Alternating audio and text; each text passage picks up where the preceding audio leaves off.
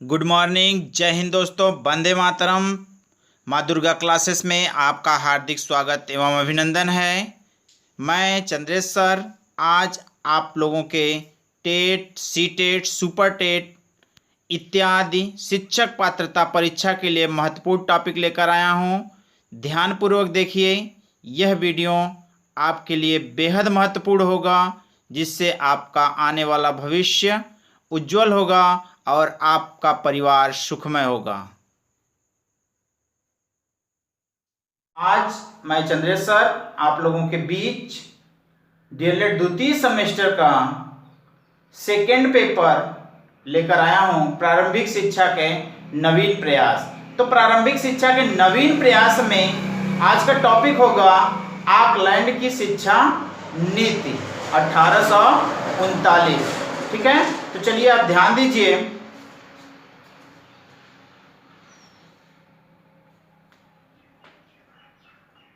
Auckland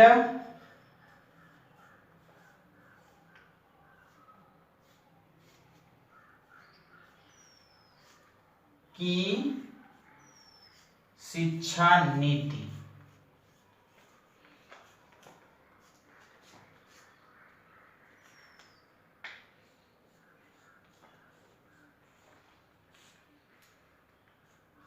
Auckland की शिक्षा नीति।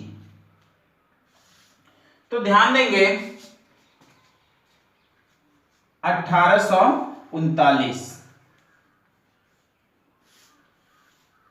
ऑकलैंड की शिक्षा नीति 1839। तो ध्यान देंगे कि यह शिक्षा नीति कब और किस प्रकार से लागू की गई।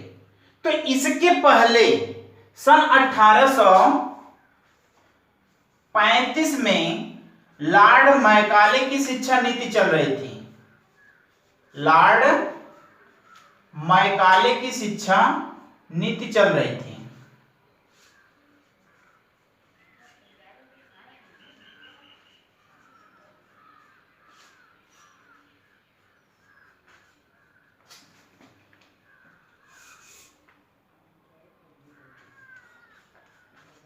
सन 1835 ईस्वी में लॉर्ड मैकाले की शिक्षा नीति चल रही थी, जिसको स्वीकार किया था कौन? ब्रिटिश सरकार ने। लॉर्ड मैकाले की शिक्षा नीति को स्वीकार किया था कौन? ब्रिटिश सरकार। ब्रिटिश सरकार ने।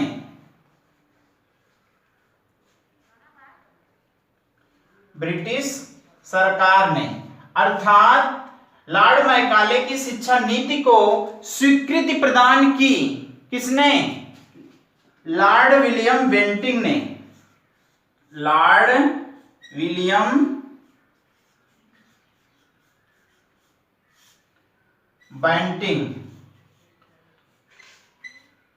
लॉर्ड विलियम बेंटिंग ने क्या किया? स्वीकृति प्रदान की। किसके लिए? लॉर्ड मैकाले की शिक्षा नीति 1835 के आज्ञा पत्र को क्या किया? स्वीकृति प्रदान की। लेकिन यह स्वीकृति प्रदान करने के बाद भी प्राच्य शिक्षा और पाश्चात्य शिक्षा विवाद को नहीं रोक सके। अर्थात स्वीकृति प्रदान करने के बाद भी प्राच्य शिक्षा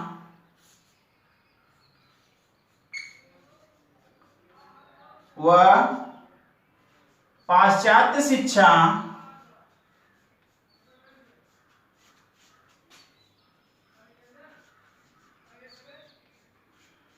विवाद को नहीं रोक सके।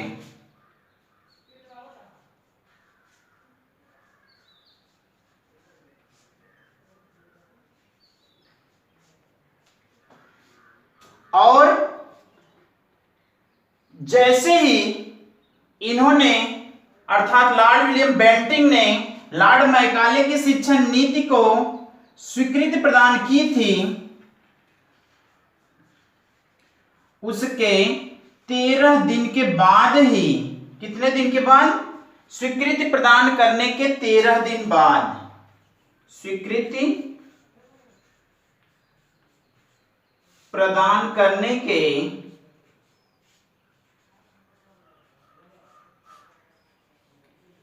तेरह दिन बाद ही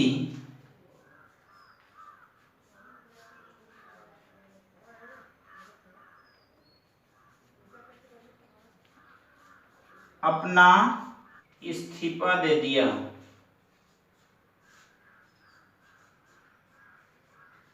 कौन? लॉर्ड विलियम बेंटिंक ने क्या किए? लॉर्ड मैकाले को जो स्वीकृति प्रदान किए थे, अब उसके 13 दिन के बाद, उसके 13 दिन के बाद ही क्या किया? अपने पद को छोड़ दिए।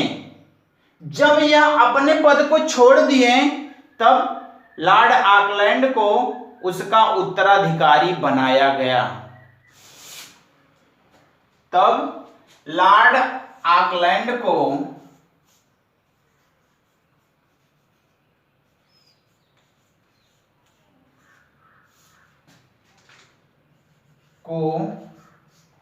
उसका उत्तराधिकारी बनाया गया।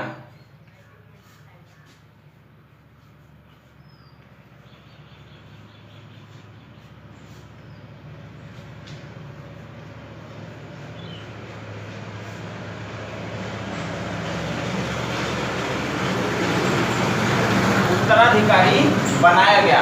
अब उत्तराधिकारी बने हुए ऑकलैंड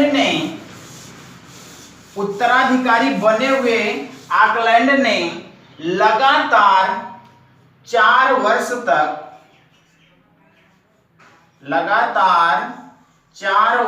तक इस शिक्षा नीति का अर्थात लॉर्ड मैकाले की शिक्षा नीति का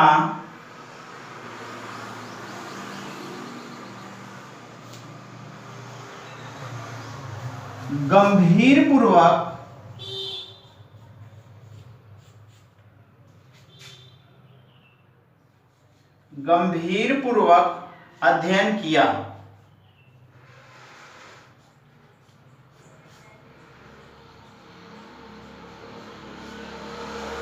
जब यह लॉर्ड मैकाले की शिक्षा नीति 1835 का गंभीरपूर्वक अध्ययन किया तो पाया कि यह जो प्राच्य शिक्षा और पाश्चात्य शिक्षा विवाद चल रहे हैं, इस विवाद का कारण है प्राच्य शिक्षा पर कम धन खर्च करना। तो प्राच्य शिक्षा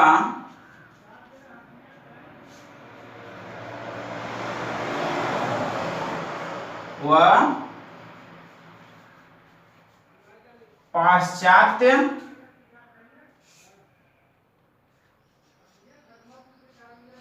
शिक्षा पर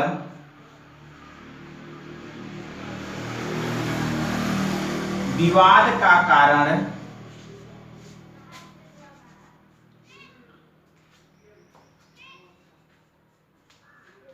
प्राच्य शिक्षा पर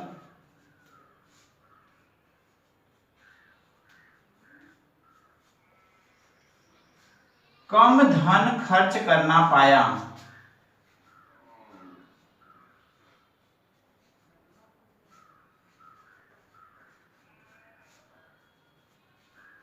अर्थात इन्होंने कहा कि यह जो प्राच्य शिक्षा और पाश्चात्य शिक्षा विवाद चल रहा है, इसका केवल एक ही कारण है कि पाश्चात्य शिक्षा पे अधिक धन खर्च किया जा रहा है, जबकि प्राच्य शिक्षा पे कम धन खर्च किया जा रहा है, जिसके कारण प्राच्यवादी हमेशा विवाद करने के लिए तैयार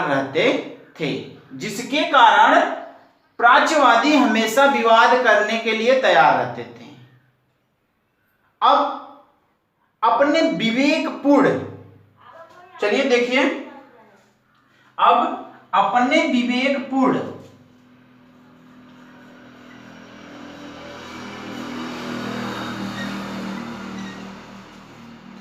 विवेकपूर्ण विचार से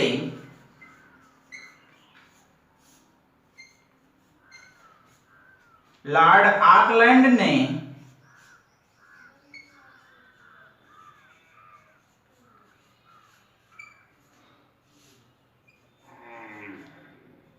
प्राच्य शिक्षा पर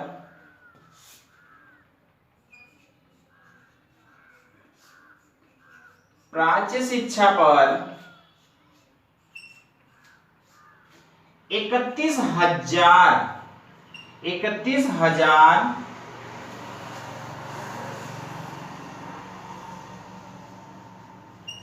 रुपए और खर्च करने का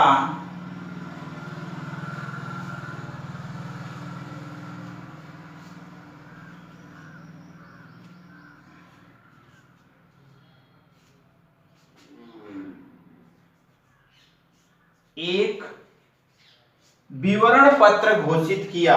एक विवरण पत्र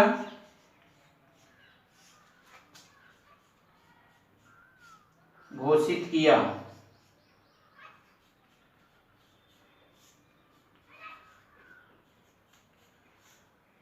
अर्थात जब यह जान गया कि यह प्राच्य शिक्षा या पाश्चात्य शिक्षा विवाद होने का कारण है प्राच्य शिक्षा पे कम धन खर्च करना, तो इन्होंने अपने विवेकपूर्ण तर्कपूर्ण के साथ कहा प्राच्य शिक्षा पे 31,000 रुपए और खर्च करने का प्रावधान रखा जाए।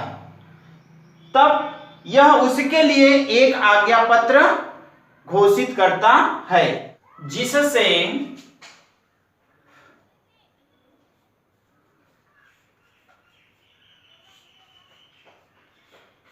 प्राच्यवादी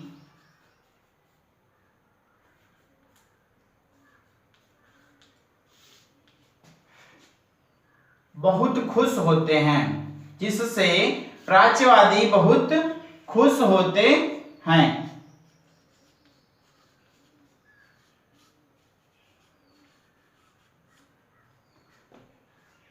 और अब 24 नवंबर 1839 को, अब 24 नवंबर 1839 ईस्वी को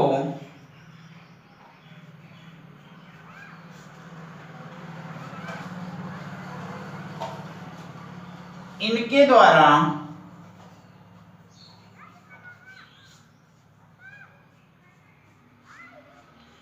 दिया गया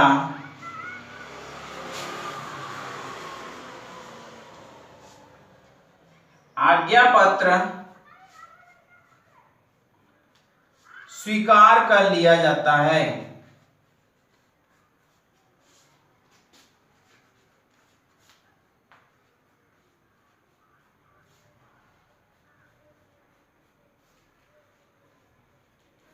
जहां से लॉर्ड मैकाले की शिक्षा नीति 1839 की शुरुआत होती है। ठीक है, चलिए आगे देखिए।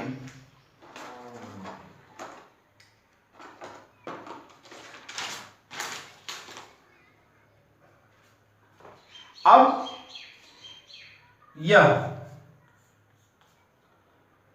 24 नवंबर 1839 के आज्ञा पत्र में इन्होंने लिखा था क्या कि प्राच्यवादी शिक्षा पे 31,000 रुपए और खर्च किए जाएं, जिसको स्वीकार कर लिया जाता है, जिसको स्वीकार कर लिया जाता है। स्वीकार करने के बाद यह प्राच्यवादियों और पाश्चात्यवादियों को शिक्षा देने की बात करते हैं।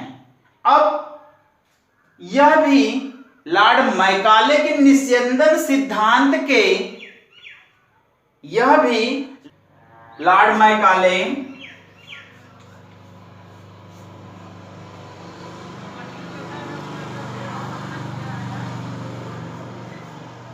द्वारा दिए गए निस्यंदन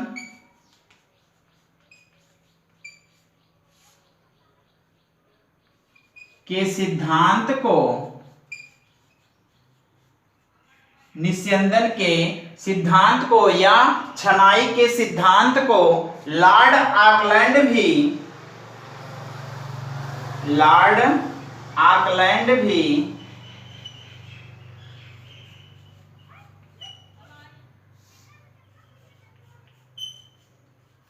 स्वीकार कर लेता है या स्वीकार करता है। यह भी कहता है कि सभी लोगों को शिक्षा देने से अच्छा है कि केवल उच्च वर्ग को ही शिक्षित किया जाए, लेकिन एक शर्त रखता है कि जो व्यक्ति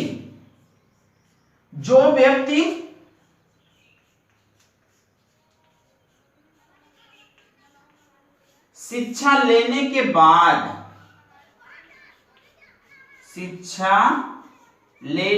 बाद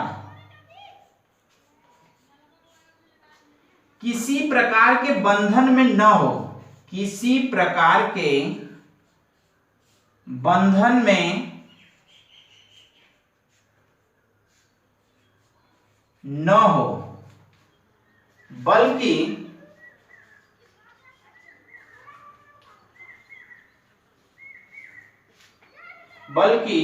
वह जनसाधारण को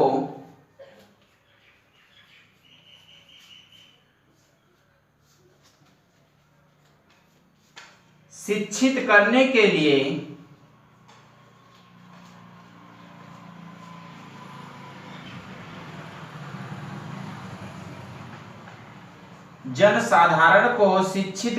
लिए स्वतंत्र हो।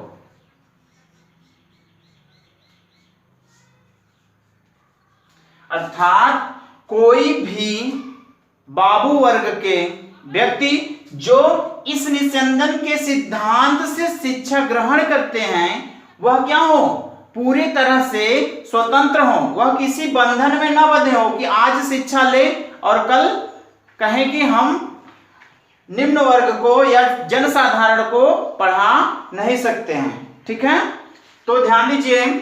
अब क्या होता है, जब ऐसी बात इन्होंने रख दी उसके बाद निस्यंदन के सिद्धांत द्वारा, अर्थात निस्यंदन के सिद्धांत द्वारा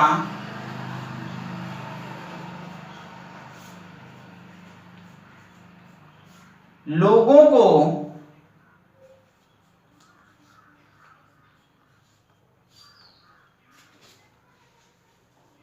शिक्षित किया जाने लगा, शिक्षित किया जाने लगा।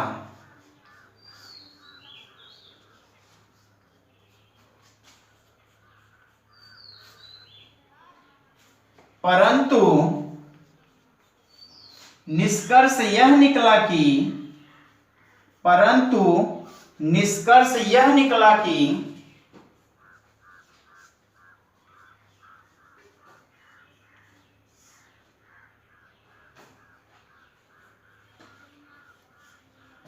लोग शिक्षा लेने के बाद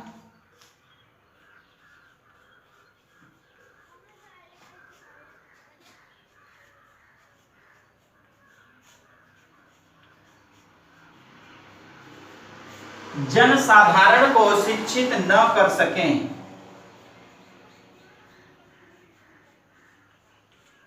शिक्षा लेने के बाद जनसाधारण को शिक्षित न कर सकें।